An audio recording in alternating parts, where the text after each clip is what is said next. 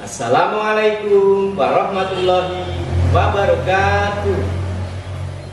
Halo sahabat FDLSN, salam literasi, ayo membaca. Saya Aris Margono, guru bahasa Indonesia dari SMP Negeri 1 Mirip, Kabupaten Kebumen, Provinsi Jawa Tengah. Kali ini saya akan menampilkan video pembelajaran jarak jauh dengan judul menulis cerita fantasi menggunakan metode copy the master. Metode copy the master berasal dari Cina. Inti dari metode ini yaitu mengcopy atau meniru karya dari sang master. Dalam meniru tidak sama persis, tetapi dengan melakukan perubahan pada unsur-unsur cerita. Misalnya judul, alur atau rangkaian kejadian, latar, dan tokoh. Menurut Ismail Marahimi 2009, dalam bukunya Menulis Secara Populer, metode copy the master cocok untuk para pemula, seperti halnya siswa SMP kelas 7. Langkah-langkah menulis cerita fantasi menggunakan metode copy the master. 1. Menyimak pembacaan cerita fantasi karya sang master. 2. Mengidentifikasi unsur-unsur cerita fantasi karya sang master. 3. Menyimak pembacaan cerita fantasi yang ditulis menggunakan metode copy the master. 4. Mengidentifikasi unsur-unsur cerita fantasi yang ditulis menggunakan metode copy the master. 5. Menyimak pembacaan cerita fantasi lainnya karya sang master. Dan yang keenam, menulis cerita fantasi menggunakan metode copy the master dan mengirimnya melalui WhatsApp atau Google Classroom. Baiklah, kita ikuti langkah yang pertama, menyimak pembacaan cerita fantasi karya sang master. Assalamualaikum warahmatullahi wabarakatuh. Perkenalkan, nama saya Muhammad Feririantoro. Saya akan membacakan cerita fantasi yang berjudul Belajar dengan Gajah Mada. Minggu pagi yang cerah, Adi, Handi, dan Dani berada di Candi Trowulan. Mereka merupakan siswa pilihan dari sebuah SMP yang sedang melakukan tugas pengamatan untuk karya ilmiah remaja. Di tengah keramaian orang yang sedang berwisata, mereka sibuk menyelesaikan laporannya. Tolong! Tiba-tiba terdengar suara Handi berteriak minta tolong. Dani dan Ardi yang berada tidak jauh dari tempat itu segera berlari menghampiri. Betapa kagetnya mereka berdua melihat Handi berada di sebuah lubang dan hanya kelihatan tangannya. Dengan refleks, Andi dan Dani menarik berusaha menolong Handi. Tapi, terdengar teriakan keras dan mereka bertiga terseret masuk ke lubang itu. Di mana kita? Adi bertanya sambil menatap tembok sekelilingnya yang memancarkan kilauan keemasan. Tempat apa ini? Handi dan Dani bertanya hampir bersamaan. Tiba-tiba di hadapan mereka muncul laki-laki bertubuh kekar. Kalian bertiga saya panggil untuk menemui leluhurmu. Laki-laki itu tegap berujar dengan penuh wibawa. Ketiga anak itu terbelalak. Siapa Bapak? Sambil gemetar, Handi memberanikan diri untuk bertanya. Aku yang berjanji tak akan makan buah palapa sebelum Nusantara bersatu. Jawab laki-laki itu dengan mata tajam menatap ke arah 3 anak yang masih ketakutan itu. Gajah Mada, suara ketiganya seperti tercekat. Ya, benar, akulah Gajah Mada yang sejak muda berusaha keras berlatih untuk menjadi orang berguna. Suara laki-laki itu dengan sangat berwibawa. Apa yang sudah kamu lakukan untuk menyiapkan dirimu agar menjadi orang berguna? Mata laki-laki itu lekat menatap Handi. Kemudian dia beralih memegang bahu Ardi dan Dani. Saya berusaha menjadi juara kelas dengan belajar tiap hari. Ardi menjawab agak terbata-bata. Saya belajar tiap malam sehingga saya selalu ranking 1 di sekolah. Handi menyahut. Saya les semua mata pelajaran sehingga selalu mendapat prestasi matematika tertinggi di kelasku. Dani menimpali jawaban teman-temannya. Belum cukup, kalian semua harus menambahkan jawaban lagi dengan benar untuk dapat dikembalikan ke tempat semula. Laki-laki itu semakin mendekat. Ketiga anak itu berpikir keras untuk mengungkapkan hal terbaik apa yang telah diperbuat selama ini. Setelah 1 jam berpikir keras, Handi membuka pembicaraannya. Saya selalu berusaha untuk tidak terlambat datang ke sekolah dan menyelesaikan tugas tepat waktu.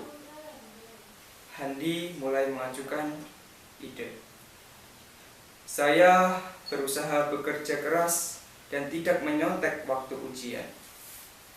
Kata-kata Ardi meluncur deras.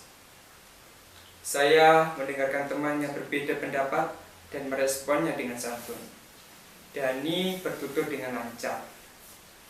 Selesai Dani menyelesaikan kalimatnya, terdengar dentuman keras. Boom!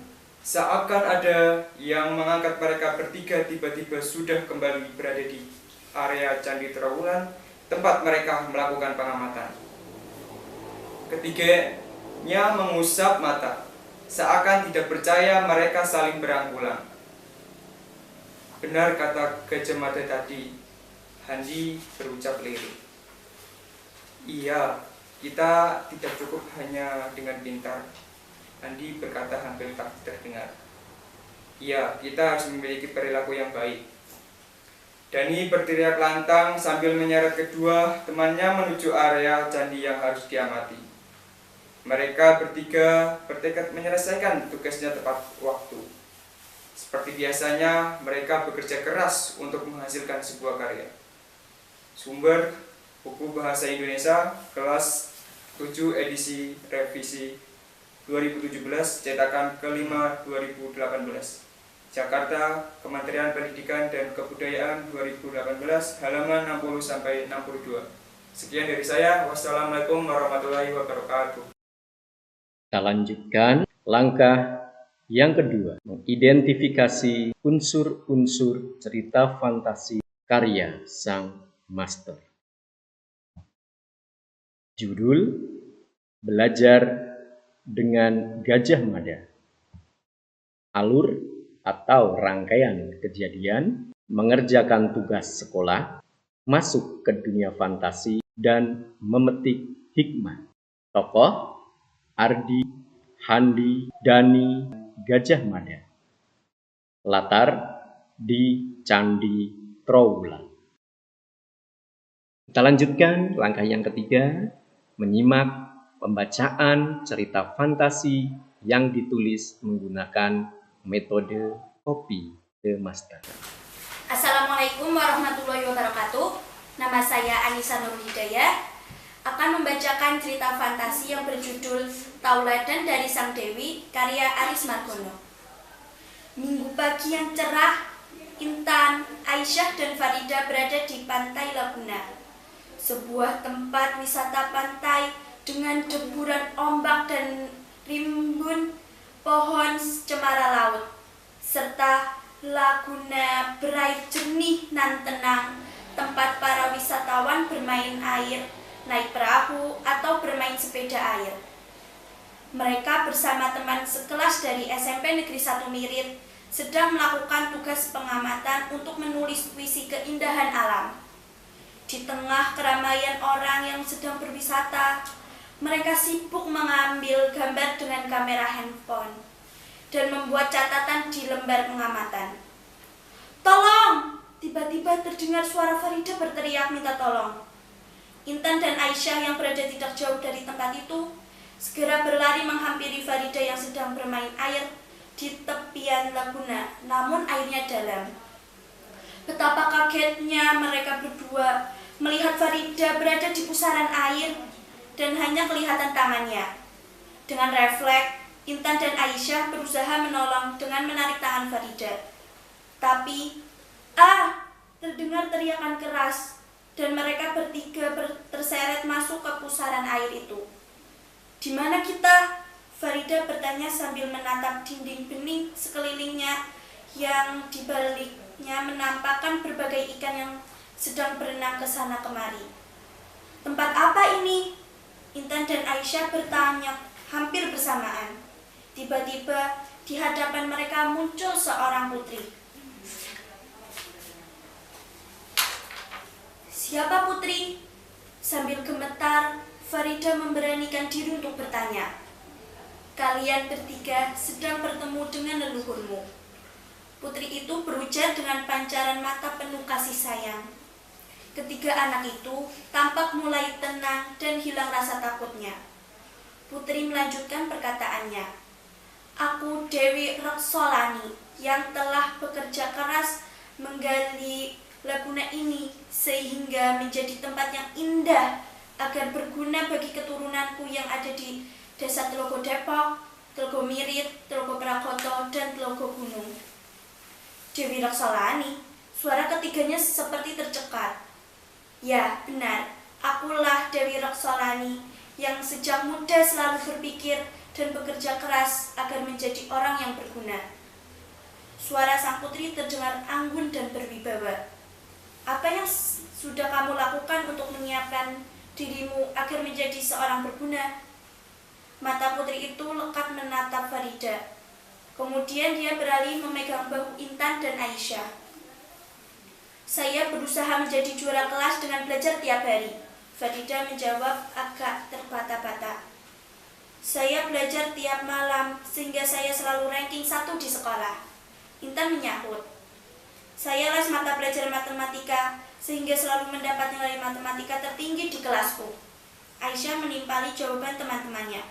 "Belum cukup, kalian semua harus menambahkan jawaban lagi dengan benar untuk dapat dikembalikan ke tempat semula," ucap sang putri itu semakin mendekat. Ketiga anak itu berpikir keras untuk mengungkapkan hal terbaik apa yang telah diperbuat selama ini. Setelah sekian lama berpikir keras, Farida membuka pembicaraan. "Saya selalu berusaha disiplin, tidak terlambat datang ke sekolah, dan menyelesaikan tugas tepat waktu." Farida memulai mengajukan ide. "Saya selalu membantu orang tua di rumah, tidak pernah membantah perkataannya, dan hormat serta patuh pada mereka," Intan menimpali. "Saya rajin mengaji dan beribadah, serta bersikap baik, ramah dan sopan kepada keluarga, saudara, tetangga, dan teman-teman baik di rumah atau di sekolah," ucap Aisyah melengkapi jawaban Farida dan Intan. Selesai Aisyah menyelesaikan kalimatnya, terdengar deburan air yang keras. Biur, seakan ada yang mengangkat tubuh mereka bertiga. Tiba-tiba sudah kembali berada di area wisata Pantai Laguna yang berada di Duku Telogo Gunung, Desa Lembu Purwok, Kecamatan Mirit, Kabupaten Kebumen, tempat mereka melakukan pengamatan untuk menulis puisi keindahan alam. Ketiganya mengusap mata. Seakan tidak percaya, mereka saling berangkulan. "Benar," kata sang putri, ucapan Farida sambil menatap mata kedua sahabatnya. "Iya, kita tidak cukup hanya dengan pintar," Intan menimpali dengan percaya diri. "Ya, kita harus memiliki akhlak yang baik," Aisyah berucap lembut sambil mengamit lengan kedua sahabatnya. Menggandengnya berjalan beriringan menuju tepi pantai untuk mengambil keindahan alam ciptaan Tuhan. Seperti biasanya, mereka bekerja keras untuk menghasilkan sebuah karya. Sekian dan terima kasih. Wassalamualaikum warahmatullahi wabarakatuh. Kita lanjutkan langkah yang keempat. Mengidentifikasi unsur-unsur cerita fantasi yang ditulis menggunakan metode copy the master. Judul Tauladan dari Sang Dewi. Alur atau rangkaian kejadian: mengerjakan tugas di sekolah, masuk ke dunia fantasi, dan memetik hikmah. Tokoh: Intan, Aisyah, Farida, dan Dewi Reksolan. Latar: di Pantai Laguna. Masuk ke langkah yang kelima. Menyimak pembacaan cerita fantasi lainnya karya sang master. Silakan disimak dengan sebaik-baiknya agar kalian nanti dapat membuat cerita fantasi menggunakan metode copy the master berdasarkan cerita fantasi ini. Assalamualaikum warahmatullahi wabarakatuh. Perkenalkan, nama saya Anissa Zulfatuzara. Saya akan membacakan cerita fantasi yang berjudul Ruang Dimensi Alfa, karya Ratna Juwita. Kau harus membawanya kembali, Erza berteriak kalang kabut. Aku gugup, bingung, tak tahu apa yang harus kuperbuat. Sedangkan manusia dengan wajah setengah kera itu memandang sekeliling. Manusia purba itu menemukanku ketika aku memasuki dimensi alfa. Tanpa kusadari, ia mengikutiku. Manusia purba itu akan mati jika tidak kembali dalam waktu 12 jam. Aku harus membawa dia kembali, teriakku. Elza menghempaskan tubuhnya pada meja kontrol laboratorium dengan kesal. Adi berteriak lantang. Jangan main-main, Don. Adi menatapku dengan tajam. Padahal Elza tercekat. Aku tahu, kita tinggal punya waktu 8 jam. Aku terus berusaha meyakinkan sahabat-sahabatku.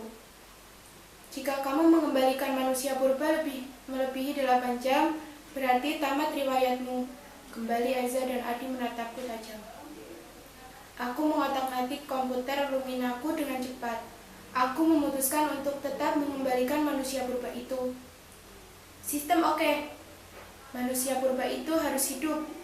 Setiap makhluk berhak untuk hidup. Manusia yang membawanya, aku juga yang harus mengembalikannya. Orang tuaku tak pernah mengajarkanku untuk melarikan diri sesulit apapun masalah yang kuhadapi. Kuklik tombol run pada layar monitor Lumina di depanku dan diikuti gelombang biru mirip aurora memenuhi ruangan. Pagar asteroid terbuka lebar, memberikan ruang cukup untuk kelewati bersama manusia purba itu. Ruangan penuh asap dengan pohon-pohon meranggas. Hampir 8 jam, manusia purba itu tetap memegang tanganku. Kurang 10 menit, aku lepaskan tangan manusia purba. Kujabat erat dan aku lari menuju lorong dimensi alfa. Kurang 10 menit lagi, waktu yang tersisa dan aku masih di lorong dimensi alfa. Aku berpikir ini takdir akhir hidupku. Tiba-tiba ku dengar teriakan keras dan goncangan hebat. Aku terlempar kembali ke laboratoriumku. Alarm berbunyi, gelombang dimensi alfa semakin mengecil. Badanku lemas, akan rontok semua sendiku. Aku menengadah dan kulihat sahabat-sahabat mengelilingiku. Semua alat di laboratorium ini pecah berantakan. Tinggal laptop Luminaku yang masih menyala. Ardi, maafkan aku.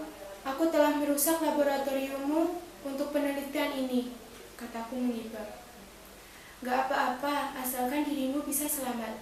Ardi memelukku dengan erat. Kulihat Eza membawa air minum untukku. Tidak menyangka aku bisa berhasil dikembalikan dan hidup lagi secara biasa. Manusia purba itu juga berhasil kembali ke habitatnya pada 500 tahun sebelum Masehi. Aku dapat melihatnya dengan jelas di layar laptop. Manusia purba itu tersenyum sambil melambaikan tangan ke arahku. Sumber buku Bahasa Indonesia kelas 7 edisi revisi 2017, cetakan kelima 2018. Jakarta, Kementerian Pendidikan dan Kebudayaan 2018, halaman 63-65.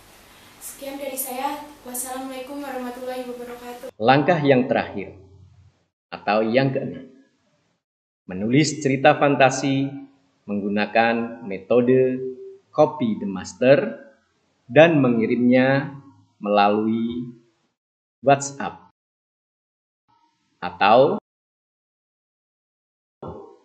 Google Classroom. Bagaimana bisa dipahami langkah-langkah menulis cerita fantasi menggunakan metode copy the master? Jika masih ada yang belum paham, kalian bisa bertanya pada Pak Guru melalui chat ataupun video call.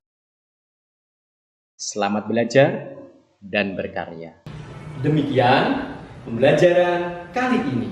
Semoga bermanfaat. Jangan lupa mohon dukungannya untuk like, subscribe, komen, dan share video ini kepada semua keluarga, teman, dan sahabat yang Anda kenal. Terima kasih sahabat FGLSN. Salam literasi, ayo membaca. Wassalamualaikum warahmatullahi wabarakatuh.